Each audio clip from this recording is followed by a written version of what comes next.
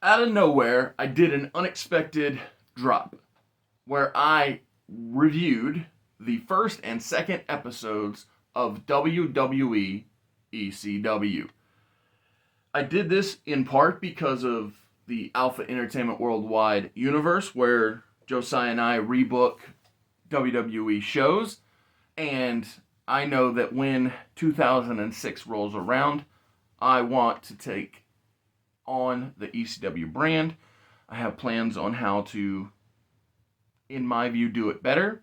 And so, with that, I jumped the gun and I popped on the first two episodes of WWE's version of ECW.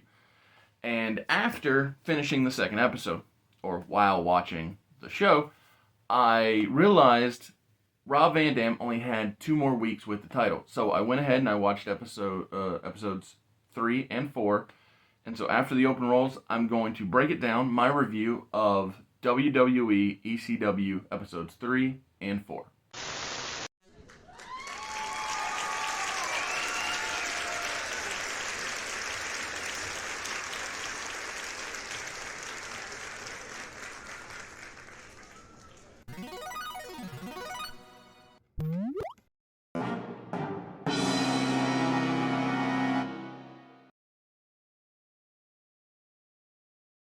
With how much I had animosity toward episodes 1 and 2 of WWE ECW, I am shocked that the first thing I wrote after episode 3, June 27th, 2006, is I must compliment the variety in show beginnings. Episode 1 was an in-ring promo. Episode 2 was tarot card readings, along with a recap slash hype package. Episode 3 starts with Sabu making his entrance. His opponent, Amish Roadkill, is already in the ring, less than a minute into the match, and Sabu already is going for the camel clutch, which is his finish. But Roadkill is powerful and strong. Roadkill has a great stinger splash in his arsenal. This match is going like 100 miles per hour. Just fun go, go, go action, much like the Tony Mama Luke match. I expected Sabu to just straight dominate and win, but this match, again, like the other one, is better and more balanced than I had assumed it would be. Man, it's nice seeing ECW matches have weapons slash a hardcore style. The tables, the chairs, all of this like fast action. Also a big fan of the ref wearing an all black shirt with the ECW logo on it. I just like shows differentiating themselves from one another. Because back at this time, SmackDown had the blue shirt, and of course, Raw still kept the black and white traditional shirt. Roadkill taps to the camel clutch. The match was just about 6 minutes, but they did a lot of good stuff maximizing their minutes. And post match, Sabu chases the ref away, which, is fun and showing he's that madman that they always said he was in the original ECW. Taz and Joey Styles are shown at the announce desk to promote what Styles is calling an unbelievable main event. That being Rob Van Dam versus, or who is the ECW champion, taking on the Olympic gold medalist Kurt Angle. Will this be as good of a show as it feels like it's going to be? I don't know, but I am excited. After announcing the big main event, they take their first break. When the show returns, Taz finally acknowledges a vampire is following the show around the country. In the ring, Tommy Dreamer says he respects the Big Show more after getting beat up last week, and says, "Thank you, sir, may I have another?" Again, calling back to the original ECW when Tommy Dreamer got beat up by the Sandman with a Singapore cane. Show comes out, and just like the week before, no referee, and they have an in-ring fight of pure chaos. This ends the same way as before with what Styles calls a Japanese sleeper. They're building Big Show better than I remember, but why not have an actual match, especially with a guy like Tommy who, can fairly simply lose and not really hurt him, his character. The show goes to the back where we're introduced to Mike Knox. He compliments Kelly, but he only wants Kelly in his corner and not for her to strip. Kelly agrees, and we go to the commercial break, or the second commercial break. Back from the break, and Kurt Angle is doing a backstage promo. If Kurt beats RVD, he gets a title shot at Saturday night's main event, which would be this coming Saturday, I guess. Coming up, it is the way they make it seem. Mike Knox finally gets a name. I mean, I've been saying his name the whole time, but I mean, they acknowledge his name. The funny thing is, his Tron, it says his name, Mike Knox, but has no clips of him, only showing Kelly from the last couple of weeks. Knox is taking on Danny Doring, who is not a terribly small man himself, but Mike Knox makes Danny Doring look like almost a cruiserweight. Knox hits the highest of sky highs that I possibly have ever seen. And Kelly, who still isn't smart enough to get her own brawl off, asks a planted fan for help. So Mike Knox pie faces him to the concrete floor, and Knox redresses Kelly. Kelly walks away, and Knox hits a Sister Abigail to beat Danny Doring. Kelly is back in her stripping spot. I don't know, her designated take my clothes off spot. But I have no idea why, and I don't even care. She's too dumb to get her clothes off, and this is all pointless. They go to commercial break number 3. When WWE ECW returns, we get another test hype package, and he'll be back on the show, or back on a WWE show, as of next week. Justin Roberts now starts calling Kelly, and it's, whatever. I mean, it's some sort of development, I guess. It's still all ridiculous. It's all pointless. Why is Knox not stopping her before she even gets down to her bra and panties? I know the answer is because Vince likes it, but none of this makes any sense. The crowd boos Knox when he covers Kelly, and Vince, being an idiot, follows up Kelly dancing with another stupid spot. The old fat writer that he loved to make fun of, that they called Dick Johnson. He comes out and he starts dancing, and at first I don't understand until I realize, oh, this is that dang Sandman spot that they've done with the Zombie and the Luchador who was pretending to be Macho Man. I can guarantee 100% that none of this stuff, not the Zombie, not the Macho Luchador, and not the fat stripper man, none of this stuff will take place in the Alpha Entertainment Worldwide version of ECW. Mercifully, it's finished rather quickly, and we see Paul Heyman and RVD do a quick backstage talk. Then we see Edge and Lita come to ringside, and I assume that means the main event is next when they fade to black. When the show returns, Taz is interviewing Edge at ringside. Yep, Edge is here for the main event, and out comes Kurt Angle. RVD makes his way to the ring. This should be a great match and could go 20 minutes, which is cool. When the bell rings, we get a great open to this match. So intense, Rob and Kurt exchange holds, and obviously Kurt is dominating, but Rob is great at being an underdog and fighting from behind. Van Dam with one great kick to the face and goes to the top, but an angry Angle pops up and pushes Rob off the top rope and out to the floor. They go to break. When the show returns, Kurt is in control. Edge and Lita are happy that Rob is being weakened, With 9 minutes left, it feels as if Kurt is a lock to win, but I don't remember Angle being added to the championship triple threat at Saturday Night's Main Event, which was John Cena, Edge, and Rob Van Dam. So maybe Kurt isn't the lock to win? Both of these guys are giving all they got.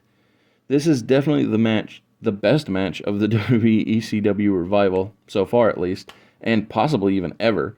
With 5 minutes left in the show, Rob goes for a flying kick, but Kurt catches him into and puts him into the ankle lock. Van Dam throws him out of the ring. It's so freaking great. Angle dodges Rolling Thunder. I'm not sure I've ever seen that before. And RVD went to the top rope, and Angle popped up to the top with him, hitting a suplex. RVD wins. This is one amazing match. It was a great match. That had it not been for the all the stripping stuff, whether it's a fat guy or a pretty lady, this could have been a great show, like a 5 out of 5. But with that crap in between, I'll give the show overall a 4 out of 5 because it ended strong. The show closed out with Edge spearing RVD and then kissing Lita. So it was the best episode so far. Before I move on to the 4th episode of WWE's ECW, I got to talk to you about why this channel exists, and that's because I, Oz, from the channel Mr. Super Oz, I wrote a 68-page graphic novel. It is called Everlasting Survivors. Volume 1 is called All Day Long. If you follow the link in the description of this video, you can pick yourself up posters and cover. You'll have cover options, shirts and hats, and all kinds of fun things. Thank you. Back to the review. WWE ECW, July 4th, 2006. This is the 4th episode of WWE's revived ECW. It runs 47 minutes and 44 seconds. Cold open with Paul Heyman in the back. Paul says Rob Van Dam did lose his WWE championship, but he is still ECW champion.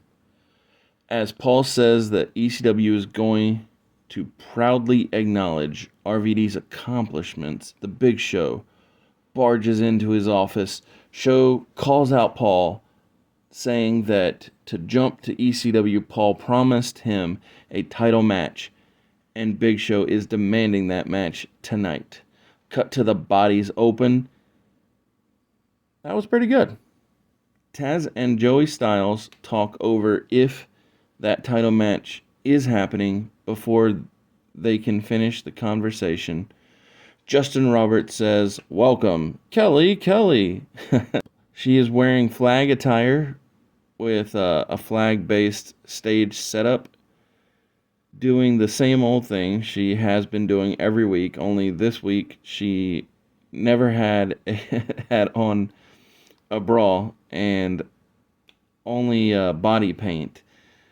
What a way to move past her inability to get her bra off. Knox covers Kelly, like always, and sends her to the back. Mike Knox versus Little Guido is happening, but before the match can begin, Knox cuts a promo. Nunzio is big time over with this crowd for taking it to Mike Knox. I mean, they're in the birthplace of the country and ECW, so the crowd is giving Mike Knox the "You Can't Wrestle" chant, which is fun. The Philly crowd is on fire. Even though Knox is actually doing fine and can wrestle, the crowd dislikes him for all of the Kelly nonsense, and they're chanting boring at him as well. He wins with the Sister Abigail just like he did before in the prior episode. ECW recap Raw from last night, since ECW champion chose to defend the championship against Edge and John Cena. Edge is now a 2-time WWE champion, and I love that they stated it as Rob chose to do so, because in reality, over the weekend before this episode of ECW and before that episode of Raw, RVD gets pulled over in Ohio on a notorious speed trap, and so him choosing to defend the title was actually him getting punished for getting caught doing what he ought not to do. Back to Paul in the locker room area now. Rob comes in wanting to know what had happened with the Big Show. Paul says, oh, it was nothing, although RVD knows otherwise. And Paul is not wanting to make the match. Paul doesn't want to see RVD lose. Rob says it's fine, I'll go out and accept the challenge myself. Heyman looks defeated as the show fades to black and goes to commercial break. This is a test. Hype Package Plays says tonight. So is every winner tonight going to be a heel victory? That's literally what crosses my mind, because I know that Big Show defeats RVD. I understand how the world works with this thing. And seeing that Test is returning tonight, it also tells me that he will most likely be going over as well. But, hey, that's just me getting off track, because ECW also decided to go off track on its own and have some guy pretending to be a preacher jump the guardrail and start preaching about how Philly's bad and ECW's bad and everybody's a sinner. But the extra weird part is they have him reveal that he's not even a real preacher. He pulls off the father gimmick just in time for Sandman to come out and cane him. I guess they didn't want to get anybody up in an uproar about ECW Sandman caning a real preacher, even though, let's be real, everybody would have just assumed he was a plant anyway, because he is. After the caning of the not preacher, Sandman drinks beer and busts himself open like he's one to do. Then RVD enters the Big Show's locker room, asking if he is challenging him for the title. When Big Show says that's exactly what he's doing, RVD slaps the Big Show, and they go to commercial break. When the show returns, RVD is walking in the hallway. Paul Heyman is freaked out. RVD is confident, but just things take a turn at the end. And you can see the wheels turning in Paul's mind. Test makes his way out for his ECW debut and is in the best shape of his life. It's nice to see Test in a good place, and his opponent is Al Snow, so an ECW original. It's cool because, you know, who doesn't like Al Snow? Really great documentary on Netflix right now called Wrestlers, and he's like the star of the show because he's trying to bring Ohio Valley Wrestling to a whole new level of prominence.